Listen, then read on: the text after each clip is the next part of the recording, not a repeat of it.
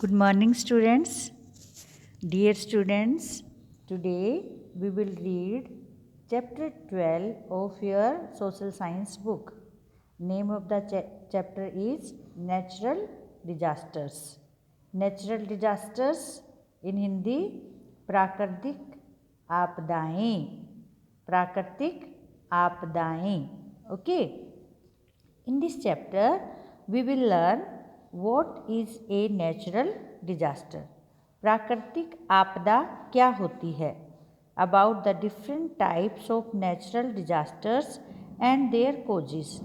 अलग अलग प्रकार नेचुरल डिजास्टर्स के किस किस तरह से नेचुरल डिजास्टर प्राकृतिक आपदाएं आ सकती हैं और उनके क्या कारण होते हैं.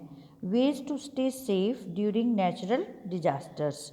और प्राकृतिक आपदा के समय कैसे सुरक्षित रह सकते हैं वो तरीके हम इसमें पढ़ेंगे इस लेसन में. A sudden natural event that causes damage to life and property is called a disaster. एक ऐसी प्राकृतिक घटना, अचानक घटने वाली प्राकृतिक घटना जिसके कारण जीवन और संपत्ति को नुकसान होता है, जो जीवन और संपत्ति को नुकसान करती है, उसको हम डिजास्टर कहते हैं, यानी कि आपदा कहते हैं. The causes of disasters could be natural as well as human made.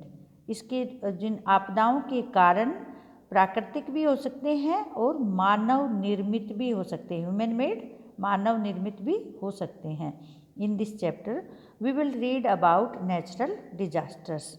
इस चैप्टर में हम प्राकृतिक आपदाओं के बारे में पढ़ेंगे. Okay.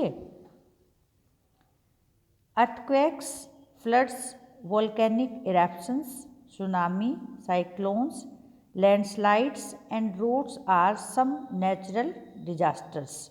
Earthquake means in Hindi भूकंप, फ्लड्स बाढ़ें, वोल्केनिक इरप्शंस ज्वालामुखी फटना, सुनामी जो समुद्री तूफान होता है, समुद्र की लहरें जब ऊंची उठती हैं, साइक्लोन्स ये आपका जो हवा के तूफान होते हैं, तूफान, लैंडस्लाइड्स भूमि का दरकना, एंड ड्रोट्स यानी कि सूखा अकाल आर सम नेचुरल डिजास्टर्स कुछ प्राकृतिक आपदाएं हैं.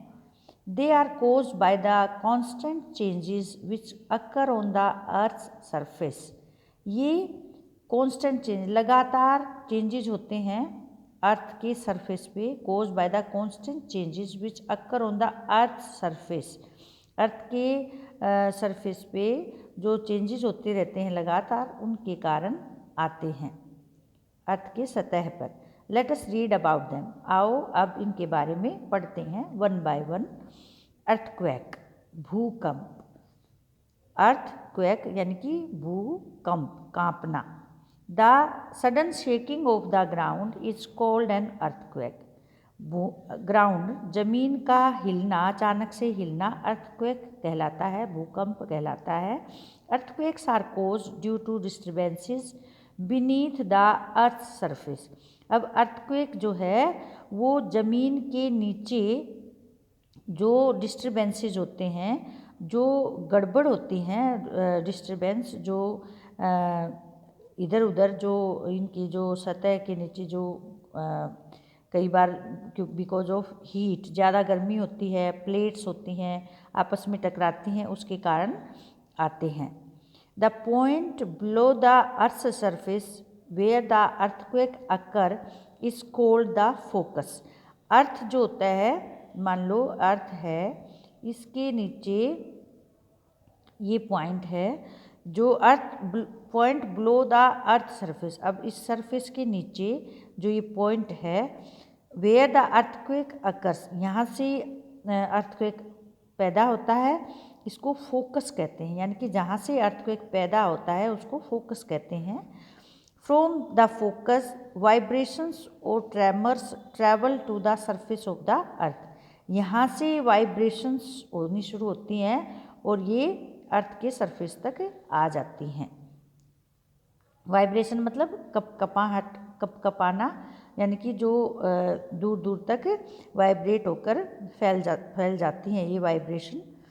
फ्रॉम द फोकस वाइब्रेशंस और tremors travel to the surface of the earth, सतह तक आ जाते हैं। The point on the earth surface just above the focus is called the epicentre. और फोकस के जस्ट अबव जो एक पॉइंट होता है उसको एपिसेंटर कहते हैं, यानी कि यहाँ ऊपर एपिसेंटर आ गया, यहाँ पे एपिसेंटर, ये फोकस है आपका, ये एपिसेंटर हो गया। The place closest to the epicentre suffers extreme damage.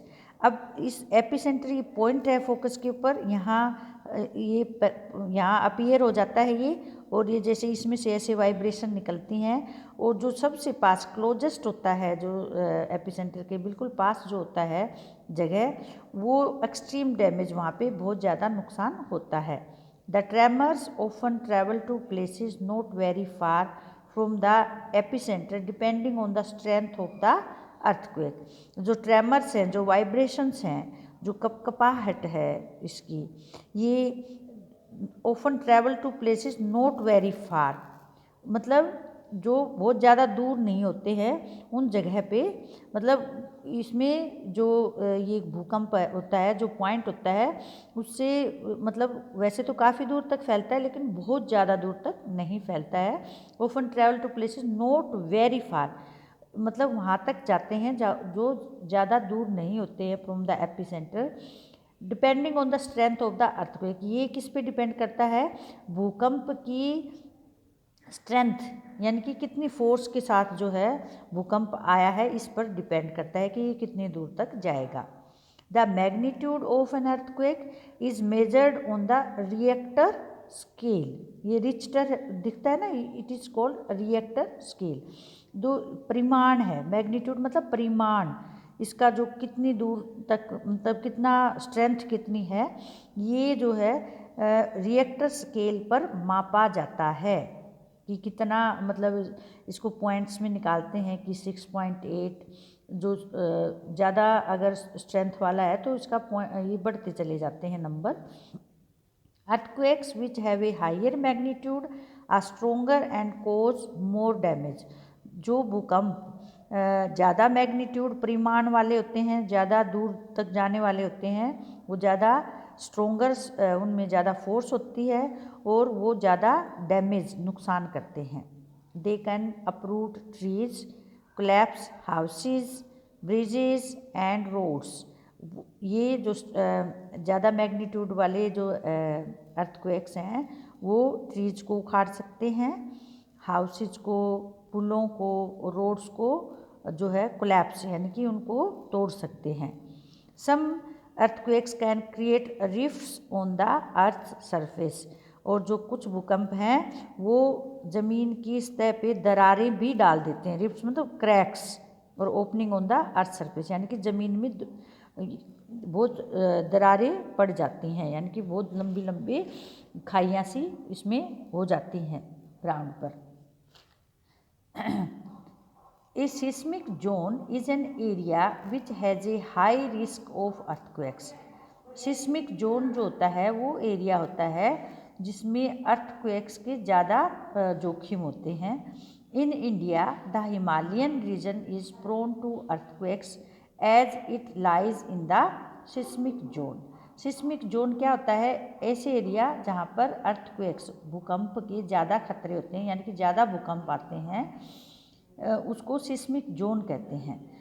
Bharat में in India the Himalayan region is prone, जो हिमालय, जो हमारे माउंटेन्स हैं, इसका जो एरिया है ये ज़्यादा प्रोन है, यानी कि अर्थक्वेक्स से ज़्यादा संभावना रहती है यहाँ पर अर्थक्वेक्स आने की, और इसलिए ये सिस्मिक जोन में पड़ता है, जो हिमालयन अपना रीजन है। ये देखिए आप, भूकंप के आने के बाद कितना नुकसान हो जाता है, damage caused by an earthquake. Measures for safety. The houses constructed in the areas prone to earthquakes should be able to survive earthquakes. जो घर अर्थक्वेक संभावना वाले भूकंप संभावित क्षेत्रों में बनाए जाते हैं, वो ऐसे बनाए जाने चाहिए कि वो भूकंप के दौरान भी उसको झेल सकें, सर्वाइव मतलब रह सकें उसमें भी ठीक ठाक। When an earthquake occurs, we should move out to open spaces. अगर अर्थक्वेक आता है, जब अर्थक्वेक आता है तो हमें खुले स्थान पर चले जाना चाहिए। We should stay away from buildings, lamp post and electric transformers. हमें बिल्डिंग से जो खंभे होते हैं, लाइट वाले खंभे होते हैं और जो ट्रांसफॉर्मर्स लगे होते हैं बिजली के, उनसे दूर रहना चाहिए। If stuck inside the house during an earthquake, we should take shelter under a table or desk. अगर हम फिर भी घर में रह जाते हैं, बाहर नहीं निकल पाते हैं, तो हमें किसी टेबल या डेस्क के नीचे घुस जाना चाहिए। Buildings should have emergency exits. People should move out through these exits and avoid taking the lifts. Buildings में एमरजेंसी एग्जिट्स होने चाहिए, यानी कि एमरजेंसी एग्जिट क्या होते हैं, आपातकालीन दरवाजे होने चाहिए, जिससे कि people should move out, in exit से निकल सकें आपदा के समय, और उनको लिफ्ट नहीं लेनी चाहिए भूकंप के समय। If you are in a car और bus and feel the ground shaking, get out of the vehicle immediately. अगर आप कार या बस में हैं और एकदम से भूकंप महसूस होता है तो व्हीकल से जितना जल्दी हो सके बाहर निकल जाएं। Now next part in next video.